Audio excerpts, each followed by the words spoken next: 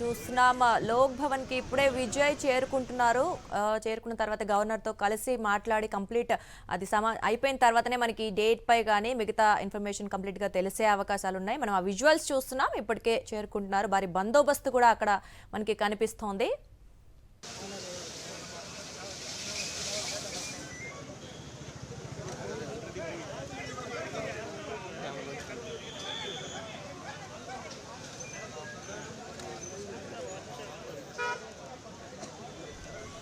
Right visuals లో చూస్తున్నాం. ఇప్పుడే గవర్నర్ ను కలిసేందుకు విజయ్ రాజ్ భవన్ లోకి లోక్ భవన్ లోకి వెళ్ళడం చూస్తూ ఉన్నాం. ఆ విజువల్స్ గవర్నర్ తో కంప్లీట్ గా మాట్లాడి గవర్నమెంట్ ఫామ్ కి సంబంధించిన డీటెయిల్స్ అవ్వచ్చు, ఎమ్మెల్యేకి సంబంధించిన అఫిడవిట్స్ ఏవైతే సంతకాలు చేసినవి ఉంటావో అవన్నీ ఆయనకి సమర్పించిన తర్వాత ఒక క్లారిటీ బయటకు వచ్చిన తర్వాత మనకి మంత్రివర్గం గురించి అవ్వచ్చు లేదా ఒక క్లారిటీ అంటే ఎప్పుడైతే సీఎంగా ప్రమాణ స్వీకారం చేస్తారనేది ఒక అఫీషియల్గా అనౌన్స్మెంట్ అయితే వచ్చే అవకాశం ఉంది. మనం చూస్తున్నాం విజువల్స్ లో భారీగా బందోబస్తు బయట చూస్తున్నాం. లోక్ భవన్ బయట ఇప్పటికే విజయ్ లోపలికి వెళ్ళారు. తనతో పాటు కొంతమంది కార్యకర్తలు కూడా లోపలికి అయితే వెళ్ళారు.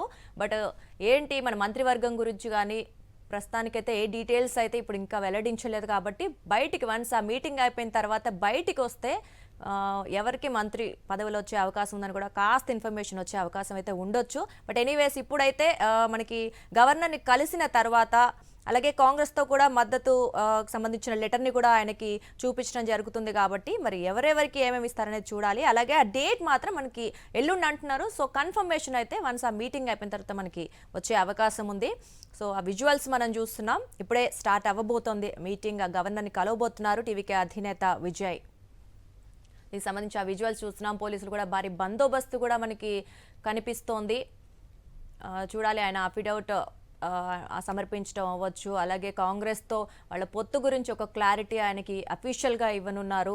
అలాగే లైక్ అంటే ఎవరికి మంత్రి పదవులు ఎవరికి ఇస్తారు, కాంగ్రెస్కి మరి ఎన్ని ఇవ్వాల్సి ఉంటుంది అంటే ఇప్పుడిప్పుడే కొత్త పార్టీ కాబట్టి టీవీకే పార్టీ ఫస్ట్ టైం ఒక అధికార పార్టీ పగ్గాలు చేపట్టబోతున్న నేపథ్యంలో మరి చాలామంది కొత్త ఎమ్మెల్యేలు కూడా ఉన్నారు. అంటే ఇక్కడ కొంతమంది మాత్రమే ఆల్రెడీ ఇప్పటికే రాజకీయ అనుభవం ఉన్న వాళ్ళు ఉన్నారు, చాలామంది కొత్త వాళ్ళు ఉన్నారు. కాబట్టి మరి వాళ్ళలో ఎవరికైనా మంత్రి పదవి దక్కుతుందా, మరి కాంగ్రెస్కి పొత్తు పెట్టుకున్నందుకు మరి ఎన్ని మంత్రి పదవులు ఇస్తారా అనేది కూడా ఒక అంశం అని చెప్పుకోవాలి.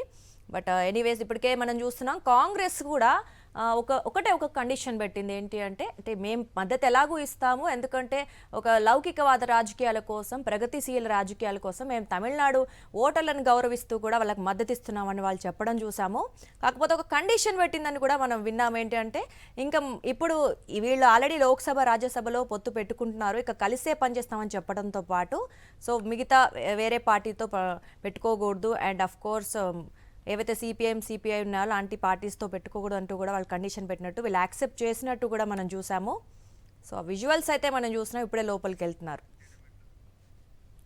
ఇక తమిళనాట తాజా రాజకీయ పరిణామాలు ఇండియా కూటమిలో చీలికకు దారితీసేలాగా కనిపిస్తున్నాయి.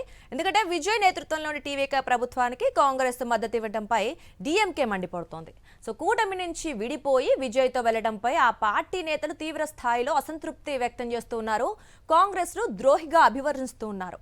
బ్రదర్ అని పిలుస్తూనే స్టాలిన్ కు వెన్నుపోటు పొడిచారని కూడా వారు మండిపడ్డారు. ఇక తమిళనాడు కాంగ్రెస్ నేతలు రాహుల్ గాంధీని తప్పుదారి పట్టించారంటున్నారు డీఎంకే నేతలు. అయితే తమిళ కాంగ్రెస్ నేతలు మాత్రం తమిళనాడులో సెక్యులర్ ప్రభుత్వం కోసం విజయ్కి మద్దతు ఇచ్చినట్లుగా చెబుతున్నారు. డీఎంకేకు ద్రోహం చేసినట్లు కాదన్నారు ఎంపీ కార్తీ చిదంబరం.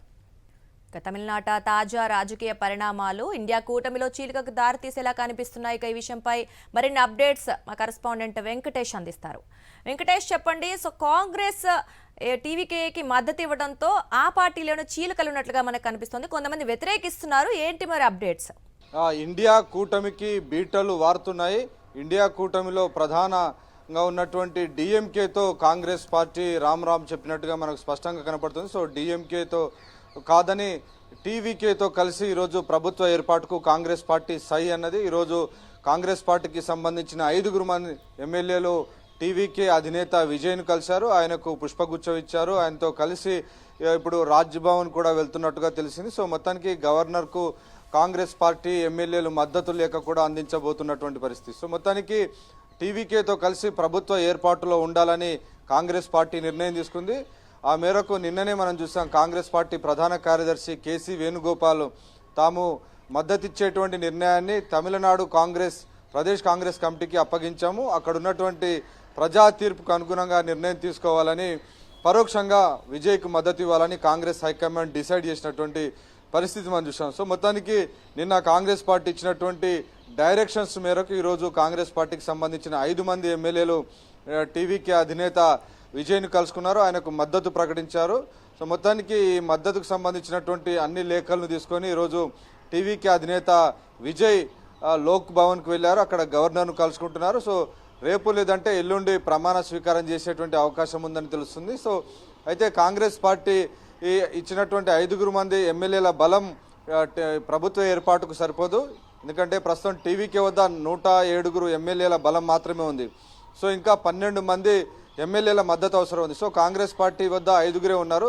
సో మిగిలినటువంటి వాటికి సంబంధించి ఏ పార్టీల్ని విజయ్ సంప్రదించబోతున్నారు అనేది చాలా ఆసక్తికరంగా ఉంది. వీసీకే పార్టీని కూడా ఆయన సంప్రదించారని తెలిసింది. ఆ మేరకు లేఖ రాశారు. అలాగే ఇతర సిపిఐ సిపిఎం పార్టీలకు 2 ఎమ్మెల్యేలు ఉన్నారు. సో అలాగే ఏఎంఎంకేకు 1 ఎమ్మెల్యే ఉన్నారు. సో ఇలా దాదాపు 8 చిన్న చితక పార్టీలు ఉన్నాయి, సింగిల్ డిజిట్ వచ్చినటువంటి పార్టీలు. సో ఈ పార్టీల బలం దాదాపు 20 వరకు ఉంది. సో వీరి మద్దతు తీసుకొని ప్రభుత్వాన్ని ఏర్పాటు చేయాలని విజయ్ భావిస్తున్నారు. సో ఆ దిశగా కాంగ్రెస్ పార్టీతో ఈరోజు ఆయన నేరుగా ఆ పార్టీ ఎమ్మెల్యేలను ఆహ్వానించారు, వారితో మాట్లాడారు, వారి మద్దతు తీసుకున్నటువంటి పరిస్థితి. సో కాంగ్రెస్ పార్టీ ఎమ్మెల్యేలు కూడా ఆయనకు కండువా కప్పినటువంటి సందర్భం మనం చూస్తాం. సో మొత్తానికి కాంగ్రెస్ పార్టీ ఒక కండిషన్ పెట్టింది. సో మతతత్వ శక్తులను ప్రభుత్వంలో చేర్చుకోవద్దు అనేటువంటి కండిషన్ పెట్టారు. సో ఆ కండిషన్ మేరకే తాము మద్దతు ఇస్తామని ప్రకటించారు. సో ఆ నేపథ్యంలో విజయ్ కూడా దానికి అంగీకరించినట్టు తెలిసింది. సో ఇద్దరు కూడా పరస్పర అంగీకారంతో ఈరోజు ప్రభుత్వ ఏర్పాటు దిశగా ముందుకు వెళ్తున్నారు. సో నిజానికి విజయ్ తన పార్టీ ప్రారంభ సభలోనే తన పార్టీ సెక్యులర్ వాల్యూస్కు పూర్తి ప్రయారిటీ ఇస్తుందని, ఆ మేరకు ఖచ్చితంగా సెక్యులర్ ప్రోగ్రెసివ్ ఫోర్సెస్తోనే తమ ప్రయాణం ఉంటుందని ఇప్పటికీ ఆయన ప్రకటించారు. సో ఆ దిశలోనే ఆయన ముందుకు వెళ్తున్నారు. సో ఇక్కడ కీలకమైనటువంటి అంశం కాంగ్రెస్ పార్టీ డిఎంకేని విడిచిపెట్టడం అనేది ఇక్కడ ఉన్నటువంటి ఎపిసోడ్లో చాలా ఇంపార్టెంట్ ఆస్పెక్ట్. నిజానికి స్టాలిన్ ఓడిపోయినప్పటికీ ఆయనతోనే కలిసి ప్రయాణించాలని అక్కడ ఉన్నటువంటి తమిళనాడులో ఉన్నటువంటి ముస్లిం లీగ్ పార్టీ కానీ ఇతర పార్టీలన్నీ కూడా స్టాలిన్తో కలిసి ప్రయాణం చేయాలని ఆ పార్టీలన్నీ భావిస్తే, కాంగ్రెస్ పార్టీ మాత్రం స్టాలిన్కు బాయ్ చెప్పింది. టీవీకే అధినేత విజయ్తో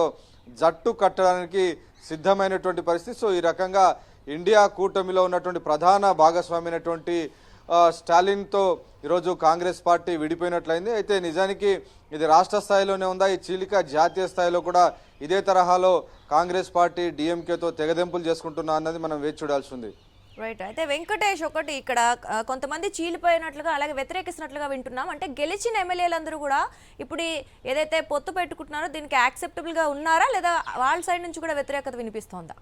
సో ఆ ఎమ్మెల్యేలు నిజానికి చాలా కాంగ్రెస్ ఎమ్మెల్యేలందరూ కూడా ఊవిల్లూరుతున్నారు ప్రభుత్వంలో చేరాలని. నిజానికి స్టాలిన్ ప్రభుత్వంలో చేరాలని కాంగ్రెస్ పార్టీ మొదట్లోనే ప్రయత్నం చేసింది, కానీ స్టాలిన్ దానికి ఒప్పుకోలే, అధికారంలో భాగం ఇవ్వడానికి వాళ్ళు ఒప్పుకోలే. సో ఈసారి స్టాలిన్ మాత్రం తనకు అవసరమైనటువంటి మెజారిటీ లేదు కాబట్టి ఖచ్చితంగా కాంగ్రెస్ పార్టీని కూడా అందులో ప్రభుత్వంలో భాగస్వామ్యం చేయక తప్పని పరిస్థితి నెలకొంది. ఇంకోవైపు ఇటు టీవీకే అధినేత విజయ్కి అన్నా డిఎంకే కూడా మద్దతు ఇచ్చేందుకు ముందుకు వచ్చినట్టు తెలిసింది. సో కానీ అక్కడ అన్నా డిఎంకే కనుక మద్దతు ఇస్తే మళ్ళీ కమ్యూనల్ ఫోర్సెస్కు మద్దతు ఇచ్చినట్టు అవుతుందనేటువంటి భావనలో విజయ్ ఉన్నారా అనేది ఒక చర్చ జరుగుతుంది. సో అందుకే ఆయన అన్నా డిఎంకేతో చర్చలకు సంబంధించి ఆయన ముందుకు వెళ్ళలేదు.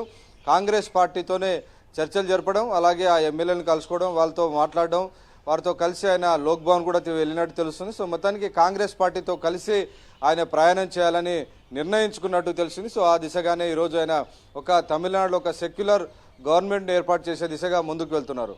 Right, thank you Venkatesh. The election, there were certain views within the party, but the party took a view that we have to continue the alliance with the DMK, and we went and faced the election with full energy and vigor with the DMK, fully committed to the alliance. But the people of Tamil Nadu have not given that alliance a mandate.